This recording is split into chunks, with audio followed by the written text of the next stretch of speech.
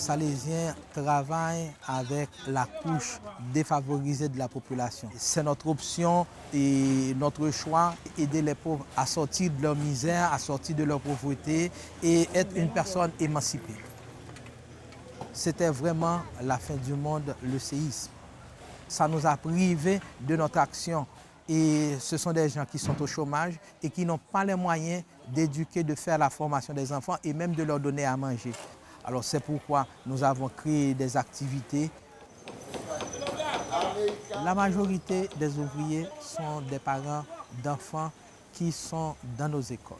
Et ce sont des gens du quartier qui ont vécu le séisme et qui ont reçu une formation rapide après le séisme pour pouvoir participer à la reconstruction. Nous allons conserver ce portail. Pour faire face au tremblement de terre et au cyclone, il faut renforcer les structures, renforcer les blocs et les armer avec beaucoup de fer. Les constructions coûtent beaucoup plus cher. Pratiquement, c'est une reconstruction qui se fait uniquement avec les fonds de Caritas Autriche et Secours catholique de France. Parce que les développés Timounio, les Timounio viennent l'école a développé Timounio, montré Timounio, développer, chanter, manger, boire. Le matin, on velette, on pain, on manger. À midi, on plat manger, on manger. Après, on boit de l'eau. Nous avons une vingtaine d'écoles disséminées à travers le pays. Nous avons toujours des écoles fondamentales et des écoles professionnelles. Une fois l'enfant est éduqué et formé au niveau primaire, il a besoin de métier, il a besoin de savoir faire quelque chose pour aider ses parents à sortir de la misère. C'est ce qui fait que aujourd'hui, nous avons plusieurs jeunes de nos écoles professionnelles qui travaillent dans cette construction. Être à l'école est un privilège. Être à l'école, si vous voulez, c'est une planche de salut pour ces enfants. Nous ne voulons pas aimer une zone et capable de président ou présidente, un docteur, un avocat ou ingénieur, ensuite.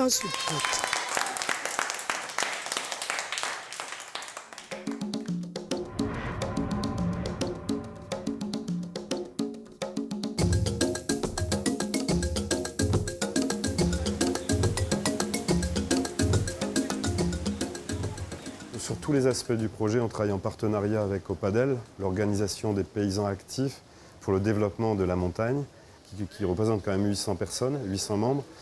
Opadel avait déjà une activité depuis 2004, avait déjà une activité de microcrédit, de banque de semences, de soutien aux paysans. Le programme de construction, effectivement, est venu après le séisme et a amplifié à la fois les champs d'intervention, mais aussi les moyens disponibles. On a un peu évolué pour renforcer encore plus. Mais jusqu'à présent, ce genre de charpente est assez solide. Les besoins de la population qui sont représentés par Opadel, c'était premièrement de reconstruire des maisons, parce qu'il y en avait 1500 détruites ou très endommagées, mais aussi de proposer des activités génératrices de revenus, des activités de transformation agricole ou des activités artisanales pour permettre aux gens qui étaient relogés de rester, de vraiment s'implanter, s'enraciner dans la zone. Aujourd'hui, les gens de la montagne ont tendance à aller encombrer Jacmel ou Port-au-Prince parce qu'il n'y a pas d'école à la montagne, parce qu'il n'y a pas de logement correct, parce qu'il n'y a pas d'activité, etc. Donc c'était non seulement, c'était pas un programme d'urgence, c'était pas un programme de relogement transitoire, c'était vraiment l'idée d'un programme de long terme. L'idée, c'est de créer un modèle de maison qui soit accessible, solide, innovant, en utilisant les matériaux qu'on trouve dans la zone. Alors, le financement du Secours catholique se focalise sur l'aspect construction. On aura sur place à la montagne également un centre de ressources pour permettre d'exposer, de montrer les techniques de construction économes en matériaux, respectueuses de l'environnement, solides. Et ça également est financé par la participation du Secours catholique. Que ces maisons ne sont pas des maisons cadeaux qu'on dépose sur le terrain des gens, ce sont des maisons qu'ils vont construire en grande partie eux-mêmes, Pour vous donner une idée, il y a 40 mètres cubes de roches à rassembler et à poser dans les gabions. 40 mètres cubes, c'est à peu près 10 camions. Donc voilà le volume que va devoir rassembler et mettre en œuvre une famille de bénéficiaires.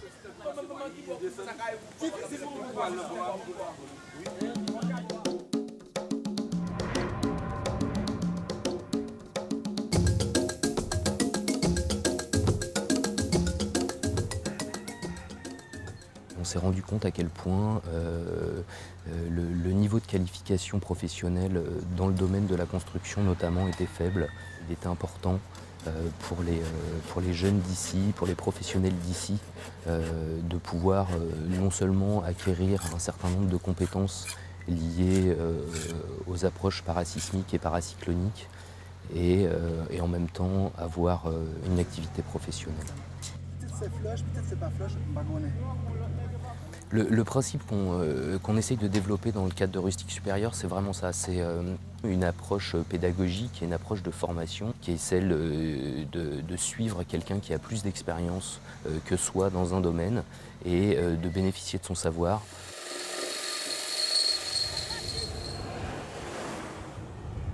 Dans le cadre de nos chantiers écoles, on forme des maçons et des charpentiers.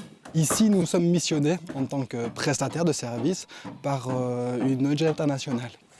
Le résultat étant un projet communautaire d'adduction d'eau. Quand on arrive sur un terrain un peu reculé comme ça, on en profite pour former des voisins, des locaux. On ne forme pas uniquement des maçons ou uniquement des charpentiers ou uniquement des plombiers, on forme des gens qui ont une vision d'ensemble du bâtiment. La volonté de Rustique, c'est de faire en sorte que soit ils trouvent du travail, soit qu'ils créent leur propre emploi. Et pour nous, c'est vraiment important dans un pays où il y a un besoin en termes de construction qui est énorme et énormément de jeunes qui restent sans emploi. On a un challenge, ce challenge c'est de rendre des gens autonomes. Et gérer un chantier, ça passe par faire un devis, parler avec un client, négocier, faire de la gestion de stock, payer des gars, tenir des délais. Et toutes ces choses qui ne sont pas de la pure technique sont dans nos cursus de formation. Après un certain nombre de réalisations, les bailleurs ont décidé de nous accompagner dans le renforcement de compétences et le renforcement de l'infrastructure. Et aujourd'hui, c'est le cas du Secours catholique. Rustique Supérieur, comme son nom l'indique, c'est vraiment ça. C'est une approche qui est simple et efficace et qui se veut tendre vers l'excellence.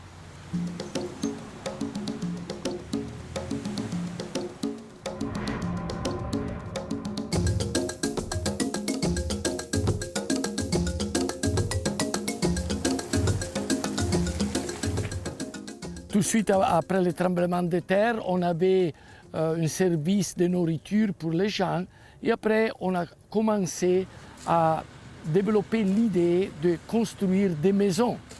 Et là, la chose s'est développée avec la Caritas italienne, avec Croix-Rouge italien, avec le Secours catholique, la Caritas française, Développement et Paix. Et maintenant, nous sommes en train de développer un gros projet qui prévoit à peu près la construction de 300 maisons, 300 logements pour les victimes.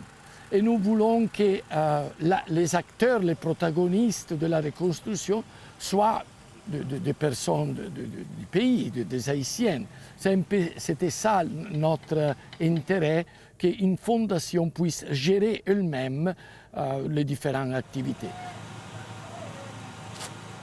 À partir de ce contexte du tremblement de terre, un groupe de citoyens, de citoyennes se sont réunis au séminaire Saint-Charles. Donc, séminaire Saint-Charles, c'est un peu un lieu de référence. Et on n'a pas voulu rester à l'action urgente. Nous avons dit qu'il faut aller un peu plus loin. Plus loin pour nous, c'est faire du développement durable.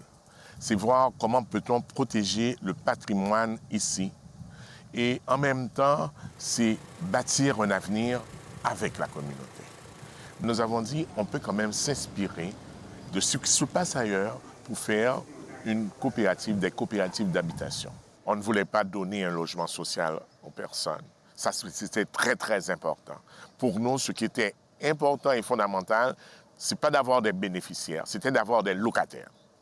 Des locataires qui devraient payer pendant 10 ans 45% du coût du logement environ.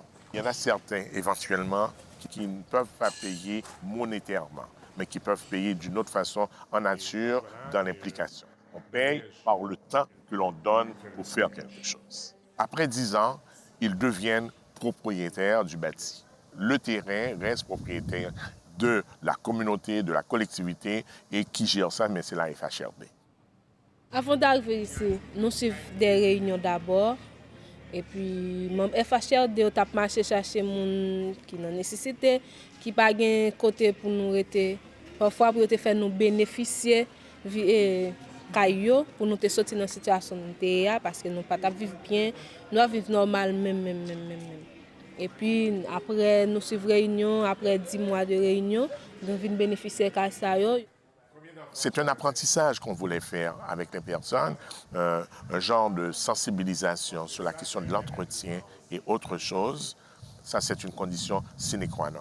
Nous supposons suivre l'ordre de bon, tout principe de bon, et ceci pour nous payer à l'heure.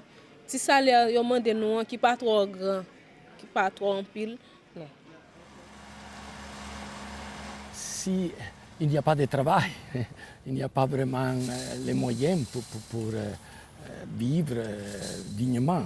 On a eu un groupe d'industriels de Milan qui était sensible à notre demande de créer des emplois et ils nous ont donné les machines pour faire les blocs, toutes les machines pour la boulangerie, la pâte alimentaire. Et de cette façon, les gens qui vivent dans les villages peuvent trouver du travail. Vraiment, notre vision, c'est créer une communauté urbaine intégrée.